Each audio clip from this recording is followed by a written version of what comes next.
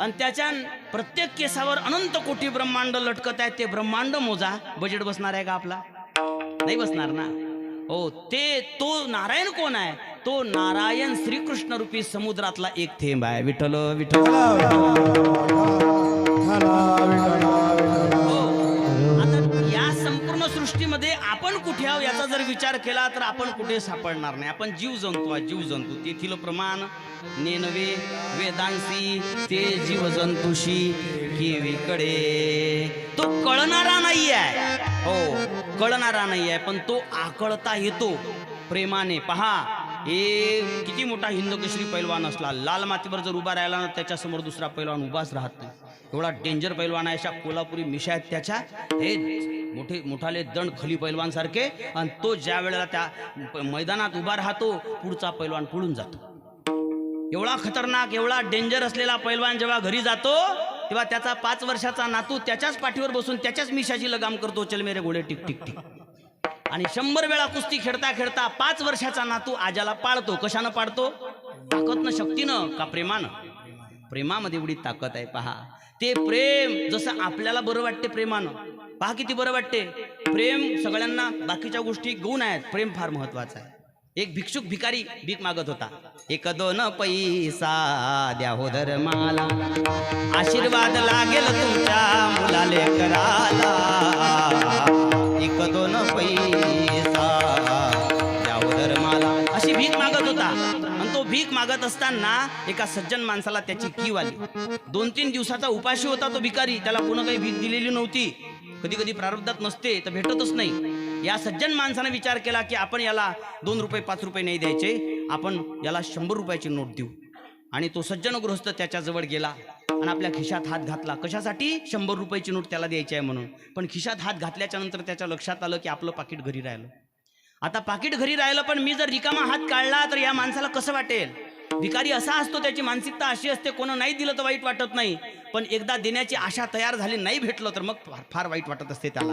आता खिशातला हात जर मी रिकामा काढला तर याला देणार काय? याला मी काही नाही दिलं तर याला वाटणार काय? याचं मन नाही दुखलं पाहिजे. तो सज्जन माणूस होता, त्यानं त्याच्या मनाचा विचार केला.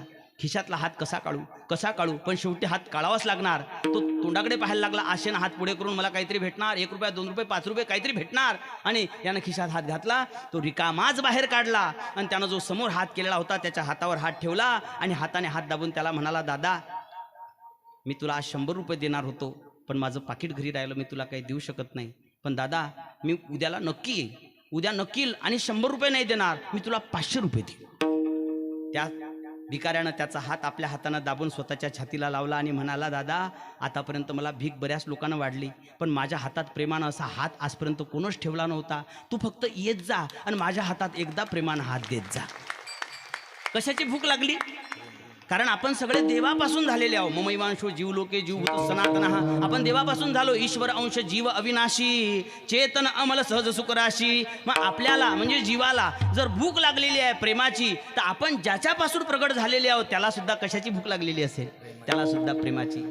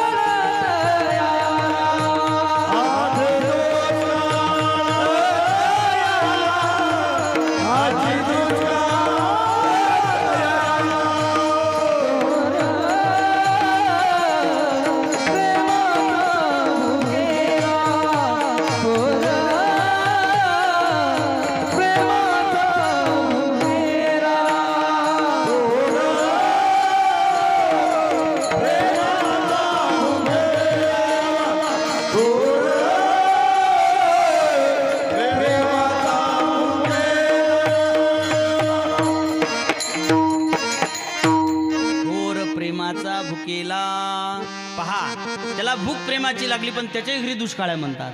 हाची दुष्काळ. हो सगळं देतो आपण पण तेच नाही देत नेमकं जे देवाला ज्याची भूक लागलेली आहे. हो भगवंताला प्रेमाची भूक लागलेली आहे. रामू ही केवल प्रेम पियारा जानिले जो जान निहारा. त्या प्रेमानं तो उष्टे गोर सुद्धा खातो. त्या प्रेमानं तो पोहे मुठभर पोहे सुद्धा खातो आणि त्याच्या मोबदल्यामध्ये सर्वस्व देऊन टाकतो. असा तो परमात्मा आहे. त्याला प्रेमाची भूक लागलेली आहे. ते प्रेम कसं पाहिजे? गुणरहितम कामनारहितम प्रतिक्षण वर्धमानम सूक्ष्मतरम अनुभवरूपम. गुणरहित कामनारहित आणि प्रत्येक क्षणाला वाढत जाणार अंगी प्रेमाचे भरते नेघे उतार चढते. असं प्रेम ज्याच्याकडून मिळत असते तो भगवान परमात्मा.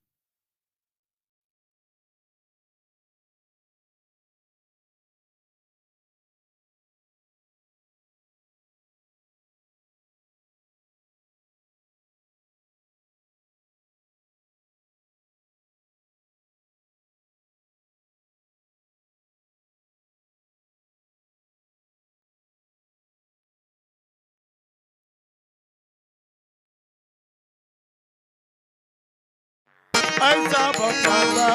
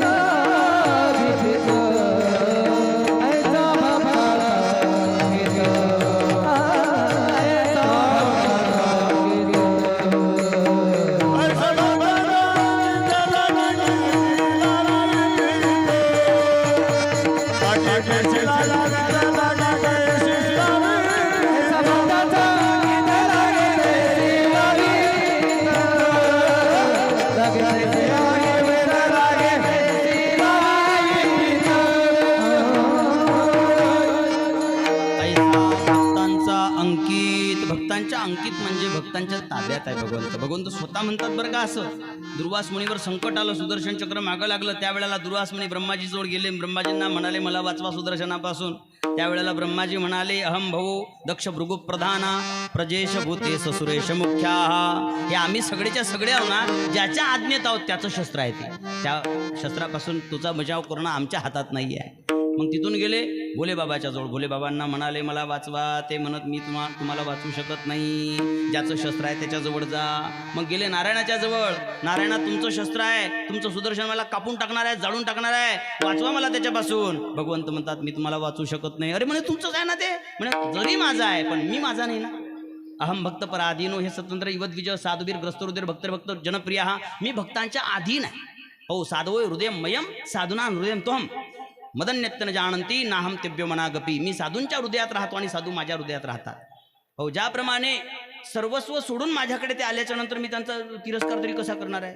एखादी बाई आहे लग्न झालेली, म्हणजे नेमकंच लग्न झालं तिचं नुकतंच, आणि नुकतं लग्न झाल्याच्या नंतर फार बिचारीला म्हणजे मर्यादेमध्ये राहावं लागतं आहे का नाही. सुरुवातीला नवीन नवीन असते, ओळख पाळख कोणाची नसते, आणि परकेचे दुसरे माणसं सगळे मित्रमैत्रिणी कोणी नाही आहे, भाऊ बहीण कोणी नाही आहे, आई वडील नाही आहेत, नवीन घरी गेलेली आहे, पदर घ्या लागते. सासरा आला घ्या पदर, सासू आली घ्या पदर, नवरा आला घ्या पदर, असा पदर घ्या लागते. आणि असं लावून बुजवून राहा लागते त्या बिचारीला. हो असं म्हणजे अंग अवघडत असेल सगळं, असं राहून राहून असं राहा लागते त्या बाईला आहे का नाही. 2 वर्ष 3 वर्ष असंच राहा लागते तिला. तिला नवरदेव घरी आला की भीती वाटते. आता काय म्हणते काय म्हणते काय म्हणते काय म्हणते, कोणी काही म्हणते का, कोणी काही म्हणते का, मला कोणी बोलते का, मला कोणी भांडते का, याची तिला भीती वाटते. किती वर्ष? हा 2 वर्ष. 2 वर्ष झाले की मग नवरदेव घरी येताना घाबरते. आता घरी गेल्यावर भांडते का. हे कशानं घडलं तर हे प्रेमानं घडलं. हिनं काय केलं, सगळ्या घराला आपल्या ताब्यात फक्त प्रेमानं करून घेतलं. ज्याप्रमाणे एखादा सज्जन मनुष्य एखादा पतिव्रता स्त्रीच्या अधीन राहतो, त्याचप्रमाणे वशीकुर्वन्ति माम भक्त्या सस्त्रिय सत्पतीम यथा, मी भक्तांच्या ताब्यात राहतो ऐसा भक्ताचा अंकित, आणि ज्याचा जसा अधिकार असेल त्याला तशा प्रकारे मी प्रेमाला लावतो, त्याला तशा प्रकारची भक्ती प्राप्त करून देतो. हो, जर एखादा लबाड असेल तर मग देवही त्याच्यासाठी लबाड बनतो. जरी भाव असला माईक तरी देव होय महाठक, नवल तयाचे कौतुक जैसा असं तैसा. आम्ही पंढरपूरहून येता येता एक गुरुजी होते, ते आमच्या जवळच बसलेले होते असे, आणि ते पेपरवालं पोरगं आलो खिडकीच्या जवळ, पेपर घ्या पेपर घ्या, पेपर पेपर पेपर पेपर म्हणे केवढ्याचा आहे रे, म्हणे 10 रुपयाचा आहे. 10 रुपयाचा साहेब, हे घे 10 रुपये, चालते पेपर. 10 रुपये दिले आणि पेपर घेतला आणि तिथून गाडी धकली. गाडी धकल्याच्या नंतर गुरुजीला हसायला आलं, हसायला लागले. मी म्हटलं काय झालं गुरुजी, का हसता? म्हणे पोट्ट्याला फसवलं. म्हटलं कसं फसवलं? 5 रुपये चालतात, 5 रुपये चालत नाही, कोण्याच दुकानात नेले तरी चालत नाही. हो, 5 रुपयेच चालतात त्यातले. मी म्हटलं हो का, हो तुमचे 5 रुपये तरी चालतात, त्यानं मागच्या महिन्यातल्या जानेवारीतला पेपर दिला तुम्हाला. पैसे खोटे, माल खोटा. हे जे गणपती उत्सव असतात का नाही, ह्याच्यामध्ये गणपती भक्ताला ऊत येते. एरवी सापडत नाहीत ते, पण गणपती विसर्जन हे ते मोठे मजेत गणपती विसर्जन करते वेळेस सगळे डिंगडांग असतात, फक्त गणपती बाप्पा सोडून. तुमच्या इकडची गोष्ट नाही, आमच्याकडची गोष्ट सांगतो. तुमच्याकडे फार चांगले आहेत लोक, तो काही विषय नाही, ज्याच त्या भागात सांगू नये. आणि ते एक दिवस गणपती मंडळ समुद्रावर गेलो. आपल्याला म्हणे फिरायचं म्हणे नावेमध्ये. नावेत बसले आणि त्या वल्ला मारणाऱ्या त्या नावाड्यानं आत नेली ती नाव. आत नाव नेल्याच्या नंतर वादळ सुरू झालं आणि त्या वादळानं हेलकाव्यानं पाणी त्या नावेत घुसायला लागलं, आणि त्यातल्या पोहणं कोणालाच नव्हतं. मग सगळे घाबरले. विठ्ठला पांडुरंगा म्हणे एकादशीच्या दिवशी मटण खातले का तू? पण विठ्ठला पांडुरंगा म्हणतो पांडुरंग कसा काय धावणार आहे? आपण ज्याचे भक्त आहोत त्याचा धावा कर, आपण गणपतीचे भक्त आहोत. तू गणपतीचा अध्यक्ष आहेस ना रे, चाल तूच म्हण गणपती बाप्पाचा धावा कर. त्यानं मग गणपती बाप्पाचा धावा केला, गणपती बाप्पा मोरया. गणपती बाप्पा लगेच त्या नावेमध्ये आले. अगोदरच नाव वजनदार झाली होती, त्याच्यात एक ढेरीवाला व आणखी वाढला, आणि ते त्यात गणपती बाप्पा आल्याच्या नंतर आल्याबरोबर नाचत आले गणपती, पायी गागऱ्या वाजती नाचत आले. आणि गणपती बाप्पाचं नाचणं सुरू झालं की हेलकावे जास्त बसायला लागले, जास्त पाणी घुसायला लागलं. ते पोरं म्हणत, ओ गणपती बाप्पा आम्ही तुम्हाला वाचवायला बोलवलं, तुम्ही जास्त नाचू राहिले, जास्त पाणी घुसू राहिलं, आम्ही मरून जाऊ ना. ते म्हणे शिल्लक बोलायचं नाही. अनंत चतुर्दशीच्या दिवशी मी बुडत होतो आणि तुम्ही नाचत होते, आता तुम्ही बुडा मी नाचतो. जो जसा मला मी तसा त्याला. जो माझ्यासाठी लबाड मी त्याच्यासाठी लबाड. काही काही मंदिराच्या पुढून गाड्या जातात मोटरसायकलला, टाईमच नसते त्यांच्याजवळ, मंदिरात देवाचं दर्शन घ्यायला वेळ नसते. मग ते काय करतात, जाता जाता ते घंटी तिथून, या घंटीला हातही नाही जात, तिथून घंटी वाजवतात. म्हणजे त्या मोटरसायकलच्या कंपनीनं ते हॉर्न दिलेला आहे का नाही, तो हाच विचार करून दिला की मंदिर आलं की पॉपकॉर्न वाजवायचं, मंदिर दिसलं की पू असा बटन दाबायचा, असा नमस्कार करायचा. आता याचा टंगळ मंगळ नमस्कार म्हटल्यावर आला आशीर्वाद कसा भेटणार आहे? गजान बाबा असंच करतात मग त्याला, टंगळ मंगळ नमस्कार, गंडळ मंडळ आशीर्वाद.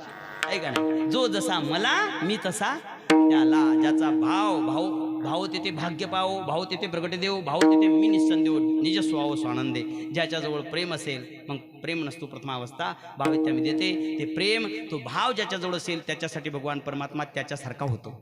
आणि गोपिकांचं प्रेम होतं, पण त्या गोपिका कामभावाने भगवंताला भजत होत्या. म्हणून भगवंताने गोपी लाविल्या चाळा. भगवंताला काम नाही आहे, निष्कामणी राळा गोपी लाविल्या चाळा. एवढंच नाही तर तो स्वतः या जगताला निर्माण करणारा असून सुद्धा, या जगताला निर्माण करणारा तोच आहे. जर आपण या आरंभवादाचा विस्तार जर केला तर असा आहे पहा, की कोणत्याही गोष्टीला कारण असते, विनाकारण कोणतीच गोष्ट नसते. तर या जगताला सुद्धा कारण आहे. जसं आता आपण कुंभारबुवा मडकं घडवतात, त्या मडक्याला 2 कारण आहेत, एक निमित्त कारण आहे आणि एक उपादान कारण आहे. एक वास्तव काच म्हणतो, एक निमित्त कारण आहे, उपादान कारण आहे. निमित्त कारण कुंभार आहे आणि उपादान कारण माती आहे. कशापासून बनलं मडकं? मडकं बनलं कशापासून? मातीपासून. म्हणजे माती ही उपादान कारण आहे. कोण बनवलं?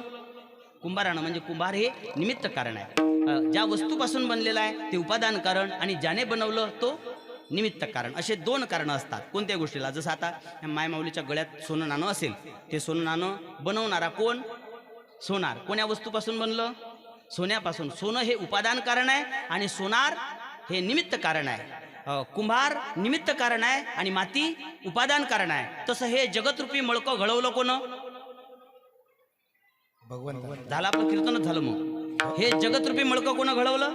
भगवंतानं, म्हणजे भगवंत कोण आहे या जगताचा? निमित्त कारण आहे. हो, जसा कुंभार निमित्त कारण आहे तसं हे जगत ते मळकं मातीपासून बनलं, तर हे जगत कशापासून बनलं? या जगताचं उपादान कारण काय? जसं मळक्याचं उपादान कारण माती आहे, तसं या जगताचं उपादान कारण काय? मी थांबतो आजच्या दिवस मुक्कामी, उद्या सांगा तुम्ही. या जगताचं निमित्त कारणही देवच आहे आणि उपादान कारणही देवच आहे. अभिनिमित्त उपादान कारण भगवान परमात्मा आहे या जगताचं. कसं? कातणीचं जाळं तांब्याच्या तारापासून बनलेलं असते, आहे का नाही? हो, तांब्याच्या चांदीच्या तारापासून बनलेलं असते हे कातणीचं जाळं, आहे ना? हो, बुड्डी काय बालपासून बनवलेलं असते, बरोबर आहे ना? हो म्हणत जा तुम्ही, फक्त कीर्तनकारानं काही म्हटलं नाही म्हणायचंच नाही. कशापासून बनलेलं आहे?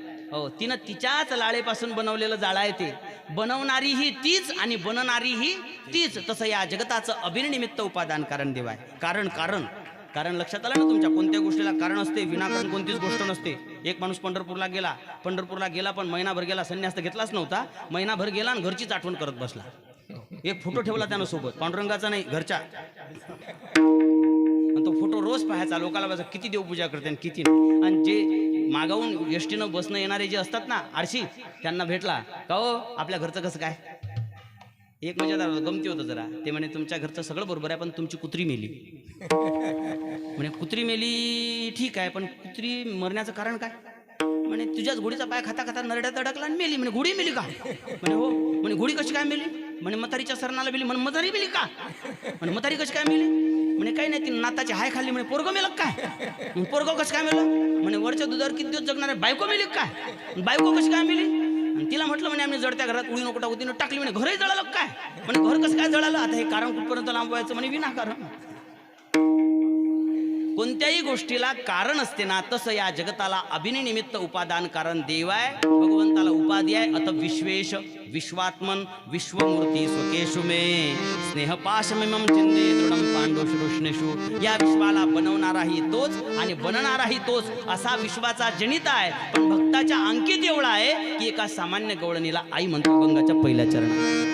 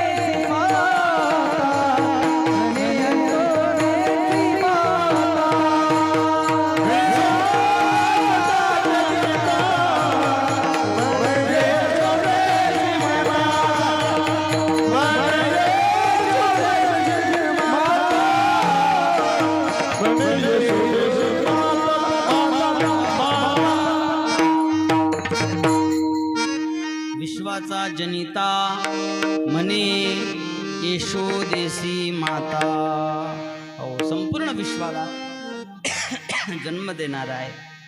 एका सामान्य गवळणीला आई म्हणतो.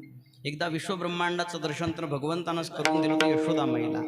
आतापर्यंत तक्रारी येत होत्या यशोदामाईच्या जवळ की तुझ्या लालानं लोणी खाल्लं, दही खाल्लं, दूध खाल्लं, पण आज वेगळी तक्रार आली. आज सगळे पोरं आले आणि यशोदामाईला म्हणाले की माई आज आपल्या लालानं माती खाल्ली. माती खाल्ली म्हटल्यावर यशोदामाई म्हणाली कस्मान मदांतात्मन भवान भक्षितवान रह वदंती तावका हे ते कुमार असते ग्रजुपेयम. सगळे पोरं सांगत आहेत तू माती खाल्ली म्हणून.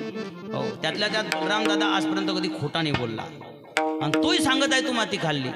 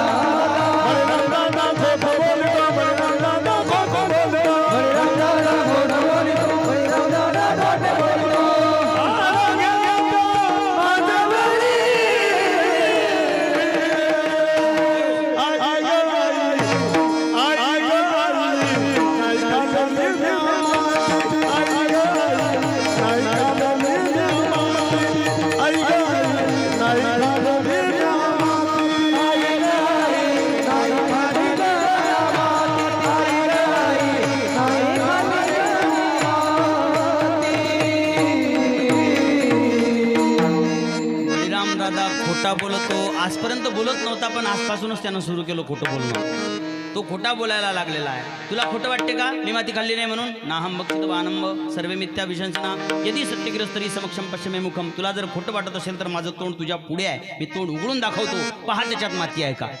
आता कन्हैयाला वाटलं माई म्हणेल की जाऊ दे आता एवढ्या इमानदारीने म्हणूनच राहिला तर नक्कीच नसेल, जाऊ दे काय नको दाखवू. पण यशोदामाई म्हणाली दाखव बरं. मग याची आता बिंग फुटणार.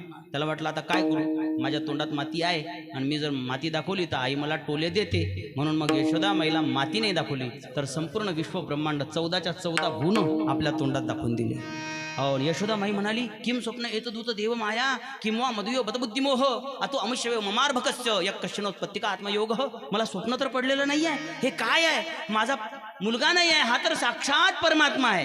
हो इत्थम विदित तत्वायाम गोपिकायाम ईश्वर वैष्णवी वेतनोन्माया पुत्र स्नेहमयी विभू. ज्या वेळेला तिला भगवंताचं वास्तविक स्वरूप कळलं तेव्हा भगवंताच्या लक्षात आलं मी विश्वाचा जनिता आहे. हे माईला समजलेलं आहे. आणि आता माई काय करणार आहे, मला देवघरात ठेवणार आहे आणि रोजचं एवढं चाणकं दाखवणार आहे. मला दही दूध लोणी खाऊ घालणार नाही, स्तनपान करणार नाही, देव समजून माझी भक्ती करत बसीन, पूजा करत बसीन. म्हणून मग भगवंतानं वैष्णव योग मायेचा संचार केला आणि यशोदामाई पूर्ववत आपलं लेकरू असं समजायला लागले. विश्वाचा जनिता म्हणे यशोदेशी माता. बरं काय कारण असेल त्याचं? तर हे जे यशोदामाई होती ही पूर्वजन्मातली धरा होती आणि नंदबाबा जे होते ते द्रोण होते. द्रोण आणि धरा यांना प्रजापती होते, त्यांना सांगितलं की पृथ्वीवर जा आणि प्रजोत्पत्ती करा. ब्रह्माजींनी सांगितलं. ते म्हणाले की जे जे गेले ते देवाला भुलून गेले, स्वतःच्या स्वरूपाला विसरून गेले, म्हणून आम्ही काही जात नाही. आणि जायचंच असेल तर मग आम्हाला एक वरदान द्या. आणि काय, आम्ही मृत्यूलोकात गेल्याच्या नंतर अखिलकोट ब्रह्मांडाचा मालक लेकरू बनून आमच्या मांडीवर खेळला पाहिजे. कारण देवापेक्षा जास्त लोकांचं प्रेम कोणावर असते? हा आपल्या पोरावर फार प्रेम असते. ते शेंबळं असते, शेंबळं. हो काळं काळं भोर जरी असलं तर काय सोन्याचा गोळा आहे, ब्लॅक गोल्ड असते ते. काय सोन्याचा गोळा आहे, नाकातून 2 मोती बाहेर येऊ राहिले, अधूनमधून जिभही काढते, चवई घेते त्याची. तरी पण देवापेक्षा आपलं लेकरू फार चांगलं वाटते. अहो देवाच्या जवळही जातात ना तर लोक आपल्या लेकरासाठी जातात. देवा काय आमच्या लेकराला सुखात ठेव असं म्हणतात ना. फार प्रेम असते माणसाचं लेकरावर. आणि म्हणूनच मग आता लेकरावर जर प्रेम असेल आणि हे जर बेवळं निघलं तर आपण त्याचं स्मरण करत मेलो तर नरकात जाईल. बेवळ्याचं स्मरण केल्यामुळे अंतोमती सागती यम यम अपि स्मरण वाहम त्यजन तिंदेकलेवरम तम माहिती कोणती सदा भाविता. मनुष्य ज्या ज्या स्वरूपाचं चिंतन करत मरतो तो त्या त्या स्वरूपाला जाऊन मिळतो. म्हणून देवा आम्हाला तुमचं स्मरण शेवटी झालं पाहिजे. आणि हे घडत नाही. जन्म जन्ममुनी जतन कराई अंतराम काही आवत नाही. जर तुमचं स्मरण झालं तर जाकरणाम मर्द मुकावा आदम हो मुक्त होई श्रुती गावा. म्हणून एक काम करा, भगवंतालाच आमच्या घरी पुत्र रूपाने पाठवा. म्हणजे आम्हाला देवाची आठवण आली तर आली, नाही आली तर लेकराची तर आठवण येणारच आहे. अप्रत्यक्षपणे देवाचीच आठवण येणार. हो एक अजामिळ नावाचा ब्राह्मण होता. त्या अजामिळानं मरता मरता पोराचं नाव घेतलं. काय नाव त्याच्या पोराचं? नारायण नाव होतं. एतनवे गुणस्य कृतम शाद गणेश कृतम यदा नारायणाती जगाद चतुरक्षरम. 4 अक्षराचं नारायण हे नाव घेतलं, पोराचं नाव घेतलं, पोराचं शेंबळ्या ते खेळू राहतो गोट्या, तरी पण उद्धार झाला. अजामेळा पापराशी नामेनेला वैकुंठाशी. जर लेकराचं नाव नारायण ठेवलं, नारायण म्हटलं गेलं, शेवटी तर उद्धार होतो. तर साक्षात परमात्मा जर मांडीवर खेळायला आला लेकरू बनवून तर काय होणार नाही. म्हणून परमात्मा आमच्या घरी पुत्र रूपानं आला पाहिजे, आमच्या मांडीवर खेळला पाहिजे अशी ब्रह्माजींना विनंती केली. ब्रह्माजी भगवंताचे भक्त आहेत. ब्रह्माजींनी आशीर्वाद दिला. त्यांचा आशीर्वाद खरा करण्याच्यासाठी भगवंत यशोदामाईच्या घरी आणि पुत्र रूपानं खेळायला लागला. त्या यशोदामाईला चिंतन फक्त लेकराचंच होतं. पुत्र देव म्हणून नाही, पण पुत्र म्हणून देव. ते गोकुळातलं कोणीच देव समजत नव्हतं कृष्णाला. सगळेच्या सगळे कोणी म्हणत होतं आमचा मित्र. एकदा तर गोवर्धन पर्वताला करांगोळीवर उचललं आणि मग ते पेंद्या आवडद्या वाकड्या श्रीदाम मधुमंगल हे सगळे होते. ते मधुमंगल म्हणे कृष्णा खाली बस थोडासा, 7 दिवस झाले असा हात वर करून उभा आहेस तू खाली बस, माझ्या मांडीवर झोप थोडा, म्हणजे तू आराम करशील थोडासा. म्हणे हे गोवर्धन म्हणे हे सगळ्यांना काठ्या लावलेल्या आहेत ना, त्या काठ्यावर गोवर्धन आहे, तू बस खाली. तर म्हणे गोवर्धन कसं काय काठ्यावर आहे, माझ्या करांगुळीवर आहे ना तो, माझ्या करांगुळीवर. पेंद्या म्हणे बत कुत ना बत आम्ही आहे ना बत तू खाली बत. आता पेंद्याला कृष्णाला वाटलं मी जर करंगडी काढून घेतली तर यांचा हिरव्या मिरच्याचाच होते. तरी पण भगवंत म्हणत का रे मी काढल्यावर तुमचं कसं होईल रे. अरे काही नाही होत ना, बस ना तू. अरे काही नाही होत काय, हे पर्वत मी उचललेला आहे म्हणे. तू पर्वत उचलला, तू कोण आहेस म्हणे मी देव आहे. मी देव आहे म्हणून मी पर्वत उचलला. हा म्हणे काय केलं म्हणे देवासारखं काम तू, काय केलं म्हणजे पुतना राक्षसी नाही का मारली मी. हा म्हणे मग मेल्यावर आम्ही 2-4 काड्या नाही का मारल्या. तेवढ्यानं कोणी देव होत असते का, असा कुठे शेंबळा देव असते का, बस खाली. कृष्णाला वाटलं आता इलाज नाही. भगवंत बसले नाही, पण करांगुडी थोडीशी वाकवली. जशी वाकवली तशा त्या काठ्या कर जमिनीमध्ये जायला लागला, पटकट मोळायला लागला. पेंद्या म्हणे कुत्ता करंगडी बोल. पुन्हा कृष्णानं करंगडी बोल केली. अरे घेऊ का काढून, म्हणे नाही. एवढा मोठा पर्वत तुला उचलला कसा रे, अजूनही देव समजत नाहीत पा. त्यावेळेला भगवंत म्हणतात कछु माखन को बलबड्यो कछु गोपन करी सहाय श्री राधा जुके कृपा ते गिरीवरलियो उठाय. कछु माखन को बलबड्यो मी लोणी खात असतो म्हणून माझ्या अंगात ताकद आली. कछु गोपन किय सहाय तुम्ही सगळेजण माझ्याकडे टुकूर पाहत होते. माझ्याकडे एक मंत्र आहे, तो मंत्र म्हटला की सगळ्याची ताकद आपल्या अंगात येते. पेंद्या म्हणे हो गेला म्हणून बालीक झालो मी. लोकांची ताकदही चोरता येते तिकडे तुला. अशा प्रकारे भगवंत काहीतरी बोलून वेळ बाजूला ठेवतो. त्याने अशा प्रकारे त्या गोपिकांना गोपाळांना चाळा लावला भगवंतानं. त्या गोपिका होत्या, स्त्रिया होत्या आणि तशा अनेक प्रकारचे गोपिका सांगितलेल्या शास्त्रामध्ये श्रुतिरूपा, संकीर्ण रूपा अशा वेगवेगळ्या प्रकारच्या सांगितलेल्या आहेत. काही ऋषी गोपी झाले ऋषीरूपा, काही श्रुती गोप्या झाल्या श्रुतिरूपा, काही संकीर्ण रूपा शूर्पणखेसारख्या, काही अन्यपूर्वा, काही अनन्यपूर्वा, काही गोलोकवासिनी, काही मिथिलापूरच्या स्त्रिया. अशा प्रकारे ज्यांना ज्यांना अगोदरल्या जन्मामध्ये भगवंताला पाहून मनात भगवंताला प्राप्त करण्याची इच्छा झाली त्या गोपिका झाल्या होत्या वेगवेगळ्या प्रकारे. पण त्या गोपिकांना या जन्मामध्ये कामभाव प्रगट करून त्यांचा कामभाव आपल्या ठिकाणी आणला, म्हणजे त्यांचं चित्त आपल्या ठिकाणी चोरून घेतलं. गोप्य कामात भयात कंसो द्वेषाचिद्या दयनृपहा संबंधात कृष्ण स्नेहादिव्यम त्या वयम विभो. त्या गोपिकांचं प्रेम आपल्यावर जोडून घेतलं आणि त्यांचं परम कल्याण करून टाकलं. गोपिकांनी काम भावानं भजलं तरी पण त्यांचं कल्याण झालं. तुम्ही कोणत्याही भावानं भजा, भगवंत कल्याण करतो. तो हे मोहे नाते अनेक मानिये जो भाव आहे, ज्याचा जो भाव असेल त्यानं त्या नात्यानं हाक मारावा. हो लेकरू आमचे म्हणे दसवंती नंदाची चित्ती तोची भाव. लेकरू म्हटलं तरी पण त्यांचं कल्याण करून टाकलं. दास्यबंदीकडे हनुमंतबाई केले म्हणून आधी केले रामचरण हनुमंतानं सेवक भाव स्वीकारला, त्याचंही कल्याण करून टाकलं. कंसाने भीतीने भगवंताला भजलं, कंसाचंही कल्याण करून टाकलं. म्हणून गोपी लाविलेल्या चाळा निष्काम निराळा, गोपी लाविलेल्या चाळा. आणि तो निर्गुण निराकार असा परमात्मा आहे, पण भक्ताच्या प्रेमाच्यासाठी अगुण अरूप अलख अजजोई भगत प्रेम बस सगुण सो होई. हरिव्यापक सर्वत्र समाना प्रेम से प्रगट होई मै जाना. तुका म्हणे आले रूपा अव्यक्त चांगले विठोबा रखुमाई, विठोबा रखुमाई,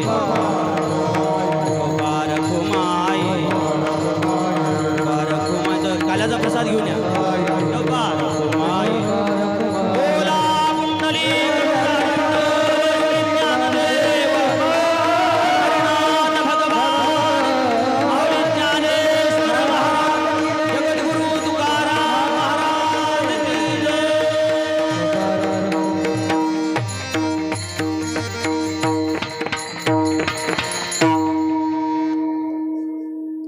आपण 12ही महिने कीर्तन करतो, ते कीर्तन वेगळे, पण काल्याचं कीर्तन ह्या सगळ्या कीर्तनापेक्षा थोडंसं वेगळं असते. काल्याच्या कीर्तनाला एक चाकोली ठेवलेली आहे कीर्तन करायच्यासाठी. बाकीच्या कीर्तनामध्ये भक्तिज्ञान वैराग्याचा विषय आहे आणि काल्याच्या कीर्तनामध्ये चरित्र सांगितलं पाहिजे देवाचं. आता देवाचं चरित्र सांगावं तर देवाचे अवतार अनंत आहेत. हरी अनंत, हरिकथा अनंता. त्या अनंत अवतारातलं वर्णन करायचं का, कोण्या अवताराचं करायचं? भागवतामध्ये 24 अवताराची याद दिली, त्यातल्या कोण्या अवताराचं वर्णन करायचं?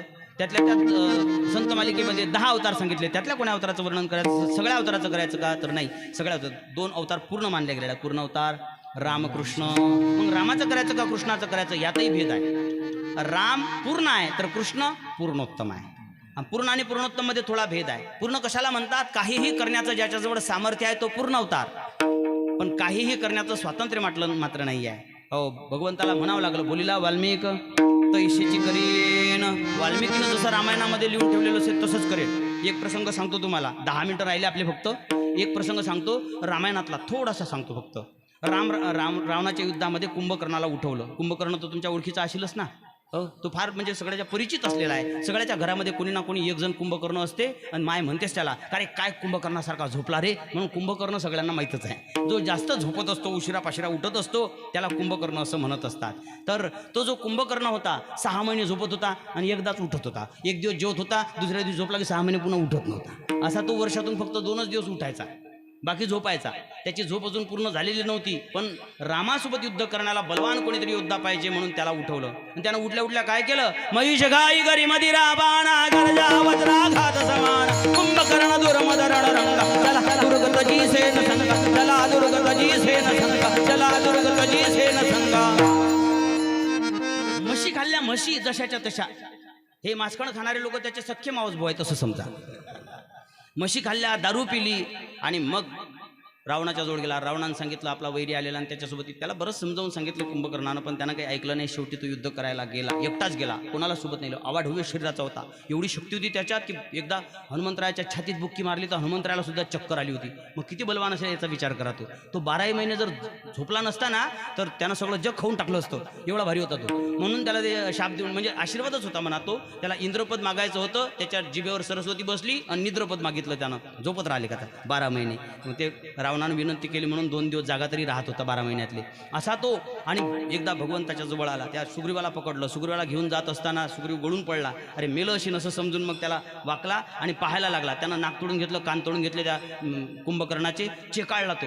वानर काय राक्षस काय काहीच समजत नव्हतं त्याला, तोंडातच टाकायचं काम करे. तसा त्याला रामाच्या सोबत युद्ध करायला. एक पर्वत उचलला हातात आणि या हातानं पर्वत फेकणार तेवढ्यात भगवंताने एक बाण मारला, त्याचा हात उडला. दुसऱ्या हातात पर्वत घेतला, दुसरा हात उडवला आणि मग एका धडाचे 2 तुकडे करून टाकले. आणि मग एक बाण मारला, 2 धडाचे 4 तुकडे करून टाकले. आणखी एक बाण मारला, 4चे केले 8, 8चे केले 16, 16चे केले 32. आता याच्यापेक्षा जास्त सांगत नाही, काळ्या पन्नीची आठवण येते लोकाला. मग लय बारीक बारीक तुकडे केले त्याचे, पण ते मरतच नव्हतं. ते तुकडेच चालले उडत उडत उडत उडत रामाकडे. भगवंत म्हणत विभीषणाला, का रे तुझा भाऊ मरत नाही याचं काय कारण आहे? म्हणजे त्याला वरदान आहे. म्हणजे काय वरदान आहे? म्हणजे पाठ दाखवल्यावर मरतो. वैऱ्यानं पाठ दाखवली की तो मेलाच म्हणून समजा, तुम्ही फक्त एकदा पाठ दाखवा त्याला.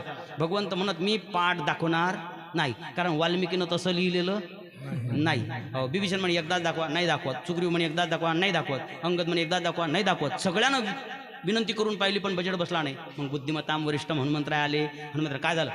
पाठ दाखवली की मरतो तो. देव पाठ नाही दाखवू राहिले. म्हणजे थांबा मी करतो काहीतरी. हनुमंतराय पाठीमागून गेले आणि आपलं शेपूट रामाच्या कानात घातलं. गुदगुल्या झाल्या म्हणून पाठीमागं काय आहे? इकडे पाहिलं तिकडे पाठ दिसली, मेलं. पण रामाच्या जीवनामध्ये असे असंख्य प्रसंग आहेत की जसं वाल्मिकीनं लिहिलं तसंच करीन, त्याच्याशिवाय दुसरं काही करणार नाही. पण कृष्णाच्या चरित्रात तसं नाही आहे. काहीही करण्याचं सामर्थ्यही आहे आणि काहीही करण्याचं स्वातंत्र्य आहे. म्हणून कोणाचं चरित्र सांगायचं? कृष्णाचं चरित्र सांगायचं. पण कृष्णाचं चरित्र सुद्धा द्वारकेमध्ये 100 वर्ष, मथुरेमध्ये 14 वर्ष, महावनामध्ये 5 वर्ष आणि वृंदावनामध्ये 6 वर्ष, असं 4 ठिकाणी चरित्र घडलेलं आहे. एकूण 125 वर्षाचं चरित्र आहे भगवंताचं. त्यातलं द्वारकेतलं 100 वर्षाचं सांगायचं का? नाही सांगायचं. 14 वर्षाचं मथुरेतलं सांगायचं का? नाही सांगायचं. मग कोणतं सांगायचं? जे महावनात आणि वृंदावनात मिळून गोकुळामध्ये 11 वर्षात भगवंतानं ज्या लीला केल्या ते चरित्र काल्याच्या कीर्तनाचं.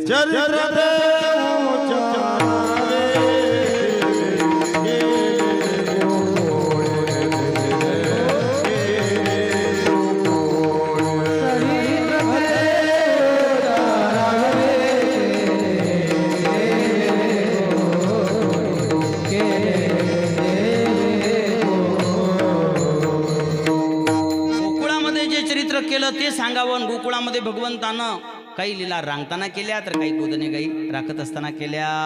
गोदने आणि त्याचप्रमाणे त्या लीला आता सगळ्या सांगतो म्हटलं तर शक्यच नाही, कोणीच नाही सांगू शकत. पहा, कोणीच नाही, मी तर अजिबात नाही सांगू शकत एवढ्या लीला.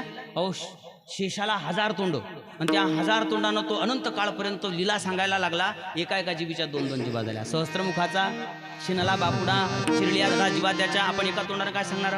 पण तुम्हाला सांगतो, आमच्या घरी एक चिमणी आली. चिमणीला चिमणीच म्हणतात ना, चिडी. ती चिमणी आली आपल्याकडे आणि म्हणाली, महाराज. म्हटलं काय. म्हणे मी आता उडणं बंद करते. मी म्हटलं का. म्हणे मला घरी एवढं उडता येत नाही म्हणून मी उडत नाही. मी म्हटलं जेवढं उडता येते तेवढं उड, नाही तर लोक भाजी करून खातात. आपल्याला जेवढं उडता येते तेवढं चिमणीनं उडाव ना. तसं भगवंताचं चरित्र यथार्थपणे सांगणं मोठं कठीण काम आहे. पण मग सांगायचंच नाही का.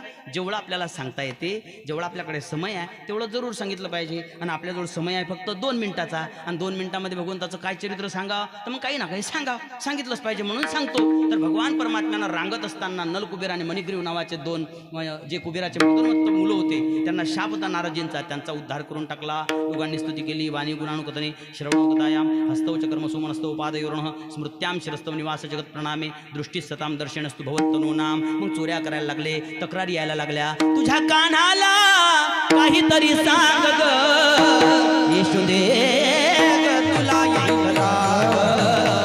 येशुदे तुला येईल राग.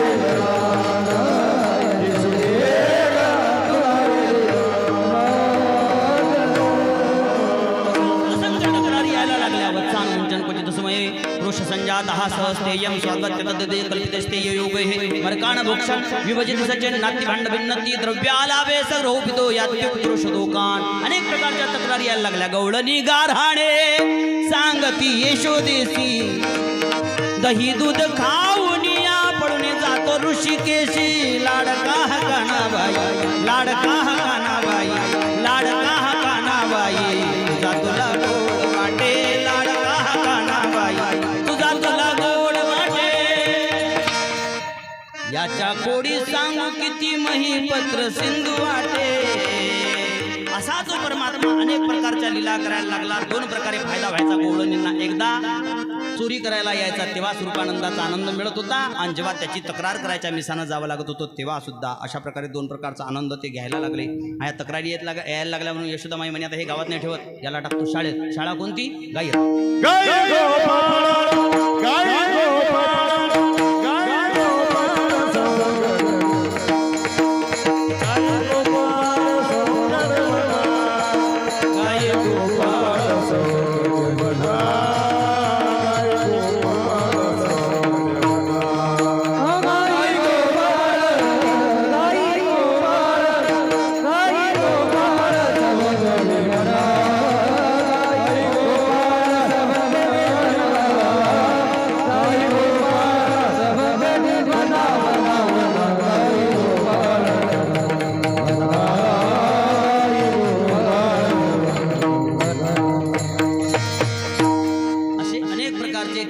खेळायला लागले. खेळता खेळता दमायला लागले. दमल्याच्या नंतर मग सगळेजण एका ठिकाणी जेवायला लागले. जेवण करत असताना गोल करून बसले. गोल कसे. कमळाचं फुल पाहिलं तुम्ही. कमळाचं फुल इकडे आहेत का नाही. कमळाचे फुलं. कमळाचे फुलं पहा कसे गोल असतात. ज्यानं पाहिलं नसतील त्यांनी गंजीपत्त्याचा डाव पाहायचा. ते पत्ते खेळणारे लोक गोल करून बसतात ना, तसे सगळे गोल करून बसले. पंगत धरून बसले नाही. सगळ्यांना देवाला जीव घालायचं होतं. पंक्तीत बसून जग शक्य झालं नसतं. देवाला मध्ये बसवलं. गोल करून बसले. बिभ्रत वेणूम जटपटयो शृंगवेत्रेच कक्षे वामे पाणू मशृण कौलम तत्कलाणी मुनीषु तिष्ठन्मध्ये सुप्रिसुरुदो हासे नर्म विश्वे स्वर्ग लोके मिश्रित पूजयज्ञ मुखपाल केली सर्व यज्ञाचा एकमात्र भोक्ता भगवान परमात्मा सगळ्यांच्या मध्ये बसून सगळ्यांच्या शिदोरे आपल्या शिदोरीमध्ये टाकून काला करायला लागला साजीव ब्रह्म ऐक्य काला आपलाही हो भगवंताच्या चरणी प्रार्थना करू टीव्हीचा अहंभाव जाय तरी ऐक्य ते आधीचे आहे ह्याची साचे जे तो अधियज्ञ मी जीव आणि ब्रह्माच्या मध्ये जो अहंकाराचा कपडा टाकलेला आहे ना तो कपडा भगवंतानं काढून घेतला की जीव आणि ब्रह्म पाणी आणि मीठ एकत्र आल्याच्या नंतर जसं एकमेकापासून वेगळं राहत नाही नोही सारिता निराळे लवण मिळविता जळे त्याप्रमाणे देव आणि भक्त दोघे एक होतात म्हणजे जीव आणि ब्रह्माचा काला होतो ज्ञानेश्वर